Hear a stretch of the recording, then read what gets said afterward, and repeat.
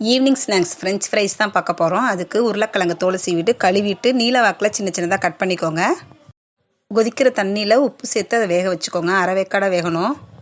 கொஞ்சம் ஆயில் சேர்த்துக்கோங்க. ஒன்றோட ஒன்று ஒட்டாமல் நல்லா வெந்து வந்துடும். வடிகட்டிட்டு ஒரு காட்டன் கிளாத் வச்சு நல்லா துடைச்சிடலாம். அதை தண்ணி இல்லாமல் கொஞ்சம் கூட உருளைக்கிழங்குல தண்ணி இருக்கக்கூடாது. நல்லா ஃபுல்லாக ட்ரை பண்ணிடுங்க.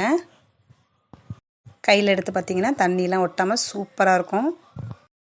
அது கூட கார்ன்ஃப்ளவர் கொஞ்சமாக சேர்த்துக்கோங்க. அதுக்கு தேவையான உப்பு, ஏற்கனவே நம்ம உருளைக்கிழங்குல உப்பு போட்டிருக்கோம். கொஞ்சமாக உப்பு சேர்த்துக்கோங்க. நல்லா கிளறி விட்டு ஆயிலை சூடு பண்ணி அதில் போட்டுக்கோங்க. நல்லா ஃப்ரை பண்ணிக்கோங்க.